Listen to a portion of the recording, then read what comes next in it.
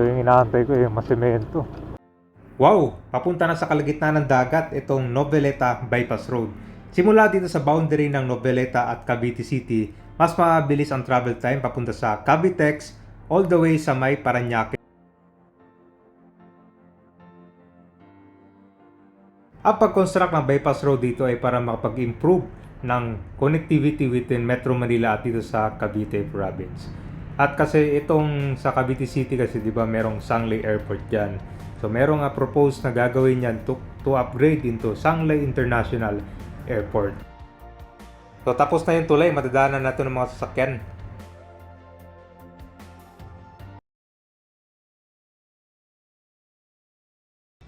Nandito tayo ngayon sa Emilio Aguinaldo Shrine dito sa Kawit, Cavite. Sa mga gusto palang manood kabay, na-feature na natin tong bahay ni Emilio Aguinaldo. Yan dyan sa loob kabay, maraming mga kanyan dyan, ano tawag nito, mga secret passage para makapunta sa kwarto, papuntang sa living room, sa mga bisita. So, Philippine Independence proclaimed June 12, 1898.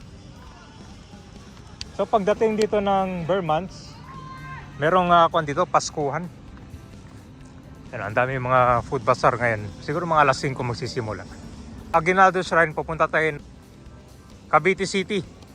Dadaan tayo ng Noveleta. I-update natin yung Novelex sa Bypass Road. So, ito yung kabayan ng food bazaar dito. Actually, hapon marami na rin. Ganda nito, oh. Ang bagong lagay ito.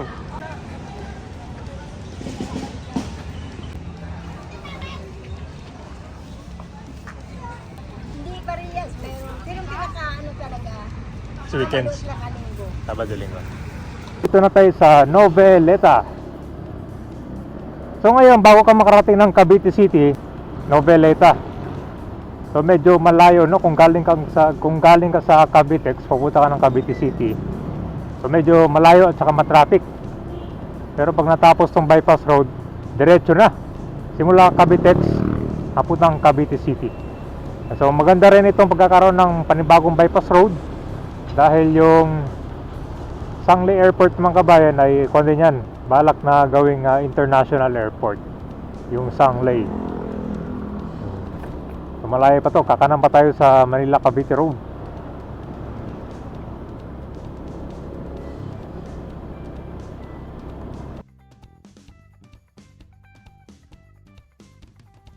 Leta. So, dito malapit sa intersection. Okay, let's go. Ayan, ito na yung para Rosario. So ito yung papuntang Cavite City. Di ba? Ang layo, no? Pag inabutan ka pa ng traffic dyan sa may munisipyo, tatagalan ka pang pumunta, no?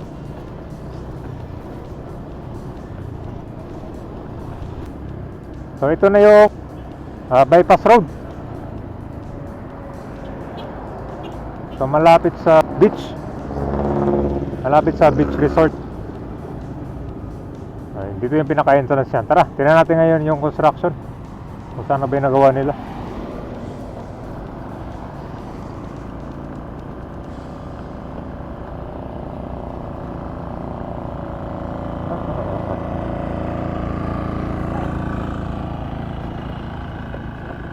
Kung may ginagawang ito sa entrada, oh.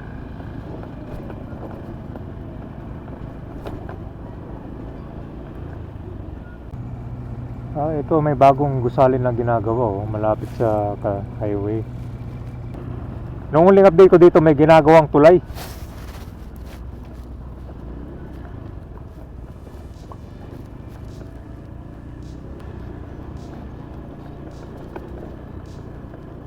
Uy, maganda na yung kalsada dito, oh. Ewan ko lang, siguro yung huling punta ko dito, umuulan. Medyo maputik yung kalsada. Ay, ayun, nagsisemento na sila. Ayan, no.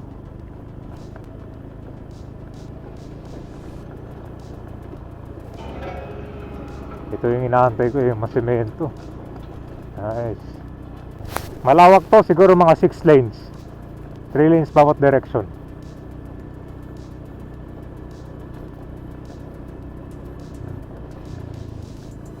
Ito yung literal na dating Kuala ng Kabayan, Bakawan.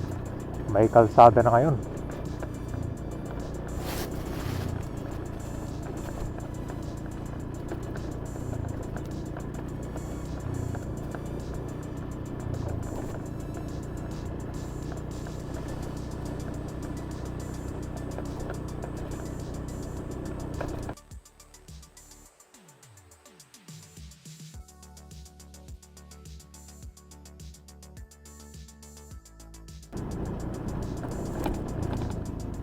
Ito, nagawa na pala yung tulay, oh.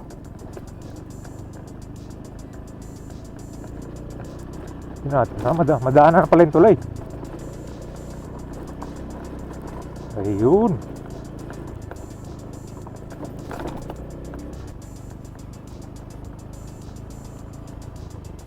Maliit pa lang yung daanan dito. Hindi natin kung hanggang saan. Dulo to dulo.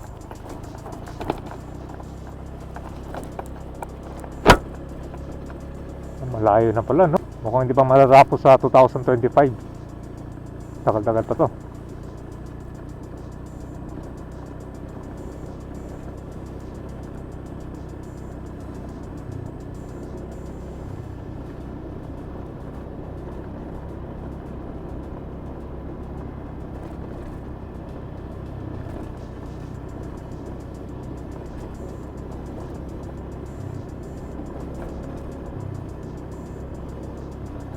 Mukhang may dead end pa yata. Tingnan natin. Ito sarado na eh.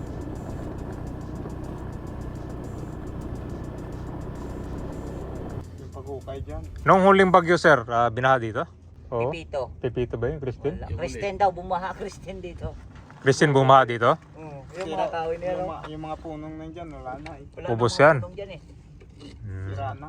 Pantay lahat, hindi na ng baha. Dito, sir, binabaha? Doon sila. Siyempre, kung kasi ito eh. Ano ba yung tawag? Ilang-ilang ba yan? May river kasi dito eh. Pero may mga nakatira po dito? Madami. Dyan, no? Kwan, sir, tulay. Oo. Yan kasi mahirap to eh.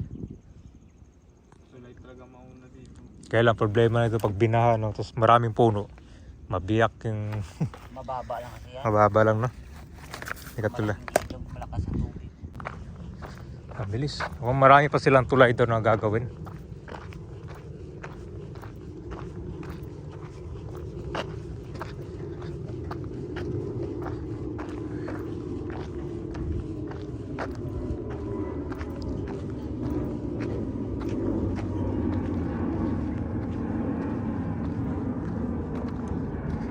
Saan yung labasan nito, sir? Hindi, magtaas ang tulay.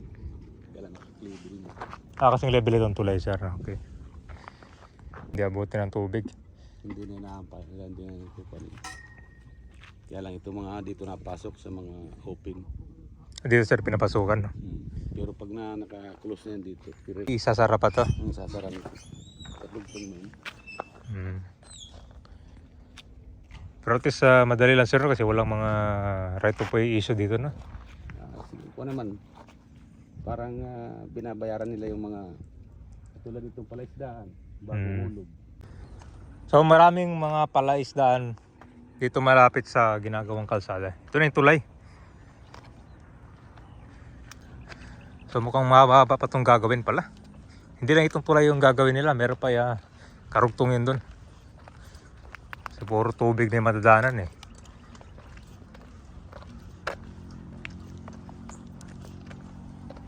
Malaki na yung pangkabayan, no? Pati nagsisimula na, no? Sa mga nag-aabang nitong Noveleta Bypass Road, mukhang abutin pa ng mga ilang taon to. Kasi magkakaroon pa to ng mga ilang tulay na gagawin kasi marami itong daanan ng tubig. Pero kung makikita mo dito sa aerial view ng Cavitex, meron ng ginagawang kalsada. Ewan ko lang kung ito ba yung karugtong. Dito siya malapit to bago mag-exit toll. Ito, makikita mo yung kalsada dyan, no? So mukhang nakaparallel lang siya dito sa Cavitex.